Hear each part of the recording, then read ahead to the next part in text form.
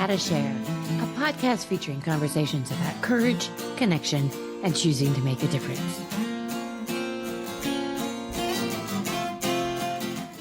I'm Wynne Leon, and in this episode, I'm with Special Missions aviator and author Anthony Dyer, and we're talking about his memoir, Moonchild.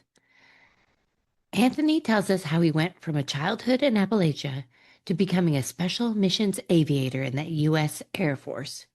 We talk about how his desire to make a difference in the world led to a 20-year career in the military. Anthony reveals how he healed from the visible and invisible wounds of war, healing by picking up a pen instead of a bottle. He tells us how he met his wife and what their mission is now. Anthony has so many incredible insights about how to live fully, heal, and integrate traumatic experiences. He tells us what motto is inspiring him today. This is a great episode with an insightful author who takes life by the horns. I know you'll love it.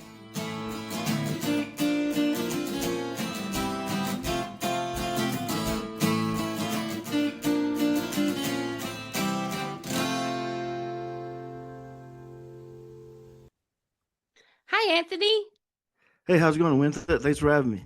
So good to talk with you because I loved your book, Moonchild. I mean, it's got so much in there. Starting with being a special missions aviator in the U.S. Air Force, and so much from that experience, and then the next stages after that. So, can you tell the story of how you went from growing up in Appalachia to becoming a special missions aviator in the U.S. Air Force? Yeah, no problem. So, I was born April 7th of 82 in a small town called Silver, North Carolina. It's deep in, I think the biography says like rugged Appalachia there, and under a full moon. And I'll get more into that later. But yeah, it's a place where the sense of community is strong, and I think we was talking offline a little bit. It's sort of how like Tacoma, sort of Washington reminded me of back home a little bit. But yeah, just mountain people. There's a lot of like Scott-Irish and ancestral ties back there. Then also 20 minutes away from the eastern band of Cherokee Nation. So it was awesome melting pot of all these different cultures and parts of the community. And it's some of those places where like your word is your bond. A handshake is a contract type thing, and everybody had everybody's back. And it's some of those things where like everybody knows everybody's business as well, right? And that's whether that's good or bad depends on the situation, I guess. But yeah, and if I wanted to go fishing, I literally just walked half a mile down the road to the Tuckasegee River. It's beautiful, all the coniferous trees and stuff like that. And then, I get almost 18 in my senior year in high school. Dad gives me the, cliche dad talk of like, hey, it's time to either get a job, go to college, or get out. You're about to be a grown man and all that. And so I was like, man, this is a lot right now. And I knew I didn't have the grades really for college or didn't want to go. And so I talked to a Navy recruiter at first and then an Army recruiter. And I was like, you know what, I'm going to talk to my dad sort of about the quality of life at Air Force and, about the TDYs and the golf clubs and everything that comes with that and good chow halls. And he sold me at that point, and there I was on my first fixed wing flight ever from Charlotte, North Carolina to San Antonio, Texas, and just sort of seeing what the world's got, Yeah. Tell me TDYs are. I'm sorry, it's a temporary duty, like basically you would go training somewhere, like let's say for example we went to like Las Vegas for like red flag type training or something like that. So Got it. Thank you. And it's funny because you talk about growing up and going to school in your book and write beautifully about it. And there was a teacher that said, you're not going to get paid for looking out the window. Is that right?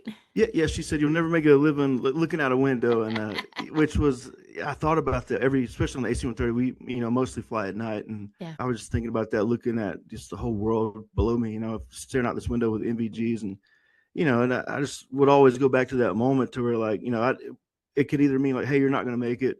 And so it gives me something to like motivate, right, to get out of Appalachia and just make a difference in the world, And I learned at a very young age that you can't take anything with you when you die, and we start dying the moment we're born, right? So might as well leave somewhat of a big footprint on the earth, and do the best you can for humanity. Well, and that your sense of wanting to do big things, wanting to make a difference, it comes through so clearly in your book, and I love that about it. I want to just talk about a little bit about your training because I love the point that you make that there's three things the fundamental things for keeping your cool and in the aircraft in the air. You've got to aviate, navigate, and communicate. Awesome. I loved that because you kind of have that you have a lot of rules of three in your book, but that's one Yeah. that just really stuck with me because it Oh yeah. really true, right?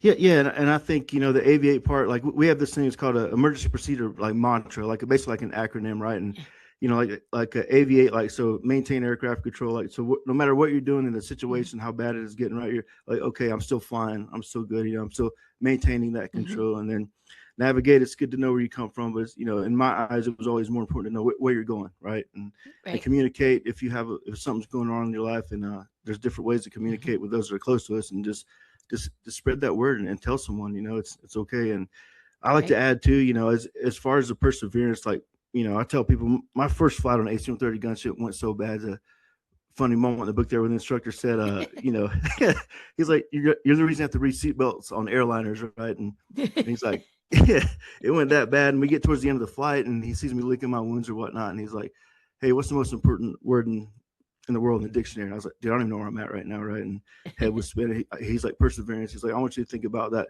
Yeah. word before next flight and come back ready to fight. And and there's moments with flying, especially Henry Ford said, an aircraft takes off against the wind, not with it. So you can translate that to life, and like, all Mm-hmm. these situations, in a way they elevate you and give you lift. Right. Right. Aircraft takes off against the wind. I've never thought of that. That's so interesting. It's like salmon swimming upstream. Exactly. Yeah. Yeah. And Yeah. if, because, taking off, you want a headwind to sort of give you that lift, right? With the Uh-huh. flaps and everything. And then, Uh-huh. flying, you want a tailwind because you can save more fuel if you think about it that way too. Right. It's things I've learned. So, Oh, so good. So one of the incredibly harrowing stories you tell is of a rescue mission. And as you tell it, we feel the physical and mental demands so clearly in your account. But what's equally as impressive is the work that you've done to recover from those visible and invisible wounds of war. Can you tell us about the healing that you've done as you've returned to civilian life? yeah, well, no problem. So my last year I was in, I was getting prolonged exposure therapy treatment with a Mm, psychologist.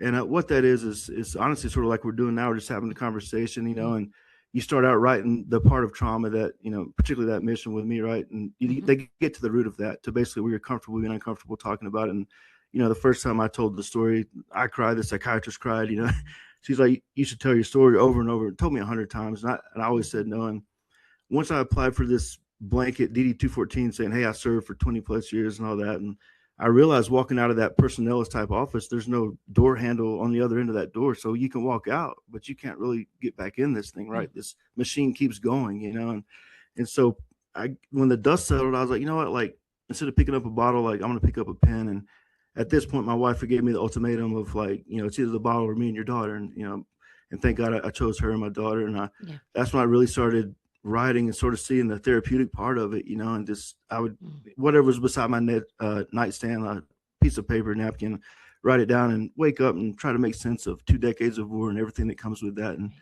next thing you know, man, I got a book in hand. So it was, Mm. sort of fast and furious, and didn't expect it, but it happened. Yeah, that's amazing. And it's just the power of writing, of that vulnerability that you show as you write and telling your story over and over again is and then then you come on a podcast and you have to do it all over again. No, I enjoy it, now, and something I regretted talking about has actually become a way of healing in itself, Yeah, and you sort of see the fruits of the labor with writing, and the point, people yeah. ask me write the book. I'm like, well, it's like, if one person gets help from reading the story, Hmm. then that's a blessing, and Hmm. so it is therapeutic. And I think helping is healing. I think can agree more. But one of the things that I love the way you talk about your wife and your daughter, I mean, they shine so beautifully in your writing. Can you tell us about how you met your wife and she played a part in that healing?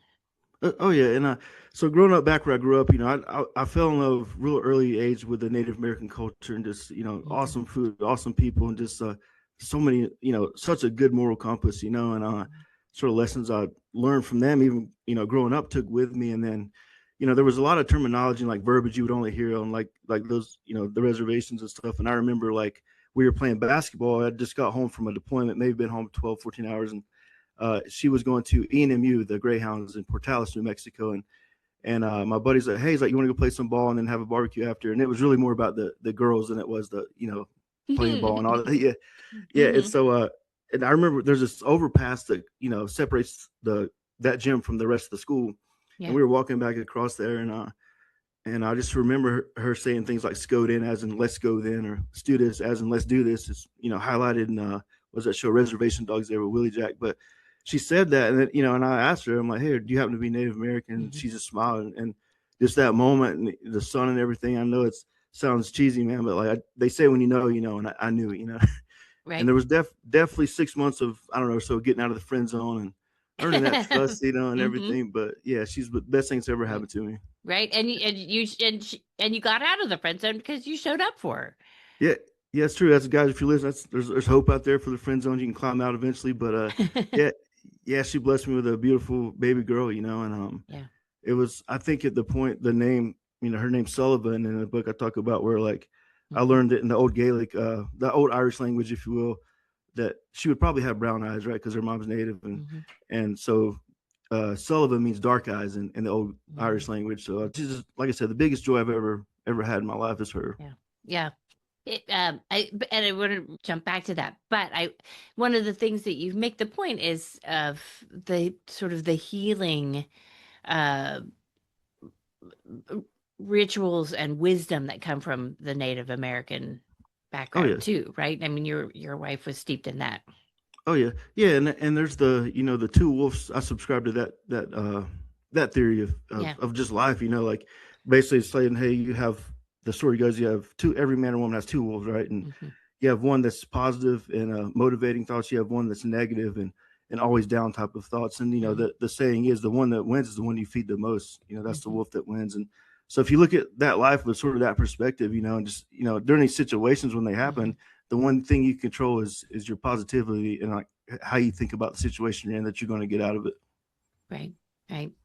So your daughter's name reminds me of a story that you told about Captain Sully Sullenberger, Yeah. and really his first. I'm not sure what the right terminology is. His first mate or the Yeah, I think it's first mate or co-pilot in that yeah. situation. Yeah. Yeah. Can you tell that perspective that you gave about how they both worked together on that flight to that they ditched into the Hudson? Oh yeah, yeah. So his name was Jeff Skiles was the co-pilot. And like I ask a lot of people, like I do the simulators here at Canon now, and like, hey, do you remember the co-pilot from the Sully mission, right? And Mm-hmm. nobody ever knows, And I was like, man, that guy, he executed basically what we call a boldface. Like there's these situations where like seconds you have to memorize these procedures like to heart, right? Like you're doing Right. them in seconds, and he was doing that, and he did it 3 times, flawlessly. But the aircraft commander, or my understanding of the story, Sully, he basically saw the writing on the wall. Was okay, we're going to ditch in the Hudson. It's the Right. safest place to land, and Yeah. just working together, as a crew, making there's really not a right or wrong answer to a lot of Hmm. these, right? It's not black and white, but there's a safe and unsafe, and together, collectively, they came up with a safe decision and saved lives. Right, right. By working together, by knowing those procedures. Oh And you're yeah, right. Nobody we don't I didn't know his name before I read your book. yeah, yeah. It was an awesome story of just how important a boldface is, and to apply those steps Mhm. when you can almost robotically do it in your Yeah. sleep. And boldface refers to the procedures that they follow. Yeah, so there's basically like when you get an emergency procedure, there's a technical order, a checklist Yeah. you're often referencing, right? And so a boldface is something where you don't have time to even look at that. You just know Mm-hmm. it by heart. And Mm-hmm. there's a open or you get tested on it. Your evaluator would ask you what's your boldface, and you would muscle memory go through the steps like chair flight it, and Yeah. it's something you put in memory that it's something crazy. Like I realized that there's some things in life you could be taught once that could save everybody's life. And Mm-hmm. that's aviating really showed me that. Right. Right. Amazing. Well, you have so many great sayings, and inspirational imagery, things like living a house money life, roots and wings, and that life can make you bitter or better. Is there a particular phrase that resonates with you right now in your phase of life right now?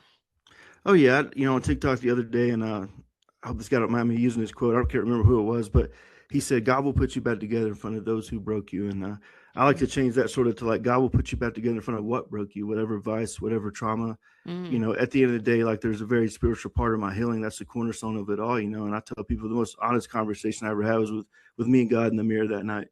Mm. Say more about the conversation that you had with Yeah, God in yeah, the mirror. yeah. So I'd had you sort of mentioned it earlier, but a conversation with a preacher before, and Mm-hmm. there's a lot of things going on in my life. I was drinking what was a pint on the weekend turned into a pint a night with sleeping pills, and I ended up Mm-hmm. losing a lung. Like a lot of people, haven't talked about that a lot, but I lost a lung my last year in the Air Force, and and I'm bitter, right? I'm feeling sorry for myself, and I'm mad at the world, Mm-hmm. and getting done with 2 decades of war and all that, and so I asked the preacher, and I told him the situation. He's like, "Well, son," he's like, life circumstances can make you bitter or better. The choice is yours, and I chose better. And then during that revelation later, I'm having this conversation with Mir and Jesus, and I'd realized I had turned to everything, the Mm-hmm. bottle, all these other vices, all these different things, except for him, and in a Mm-hmm. way, I think sometimes when you meet God halfway, you'll get put in isolation before elevation. Put in isolation before elevation. So you haven't gone all the way there to your salvation yet. Is that Yeah, a yeah, good way to yeah. put it? Yeah, 100%. I'd say I'm still climbing, and I still have a lot of questions as far as like the age old question, why does bad things happen to good people? I still ask God that, and I've been told different things, but I'm still looking for that 100% right Mm-hmm. answer for that. I'm sure Mm-hmm. one day I'll know though. Right, right. So to say again the phrase that you were using, God puts you back together In front of those who broke you. in front of Yeah, those. yeah, God will put you back together in front of those who broke you. So it's a very Mm-hmm. powerful statement that God made, and I like to, again change that to what thing, what trauma, broke you. Mm-hmm. Mm-hmm. Mm-hmm. So tell us, what's your mission now? I love this question. The other day I got asked this. They were like, "The biggest mission you're on now, and who's the co-pilot? Who's flying beside you?" Mm-hmm. And I was like, the biggest mission I'm on now is being the best dad I could be. Yeah. So the co-pilot would be my wife, and this mission of raising this beautiful girl. And just Mm-hmm. it's cool.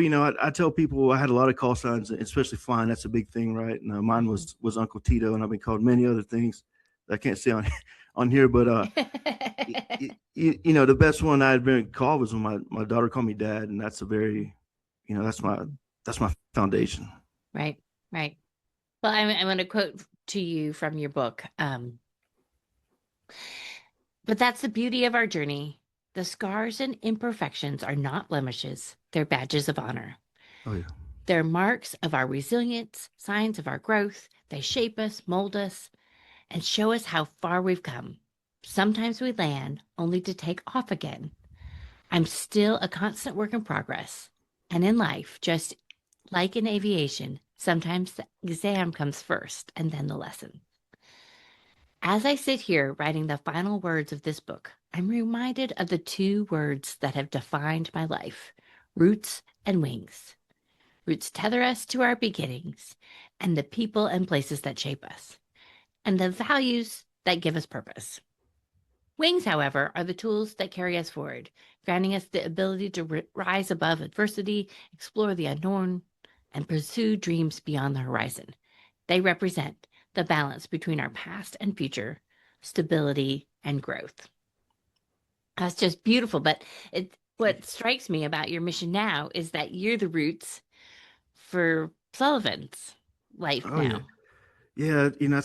I haven't really looked at it in that angle. But that's awesome. I never thought of that. And yeah, it's just her roots, her foundation, her moral compass. Starts with me Mhm. and her mom, and it's beautiful to see like realizing like good grades is important, all this other stuff's important, right? But to see her care for someone else, Mhm. is amazing. And when you see that happen, it almost makes you cry, and to see Mhm. her just heart just big as bright as it is, and that is, like I said, my new mission now is being the best dad I could be. That is amazing. Amazing, amazing.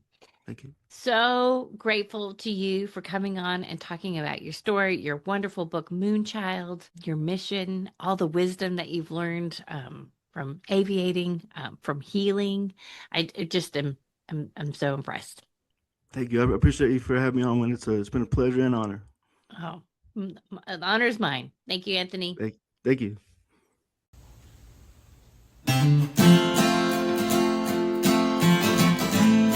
thank you for listening. Our music was written for us by the incredible duo of Jack Campora and Rob Koenig. For show notes and more great inspiration, see avitiva.com, avitiva.com.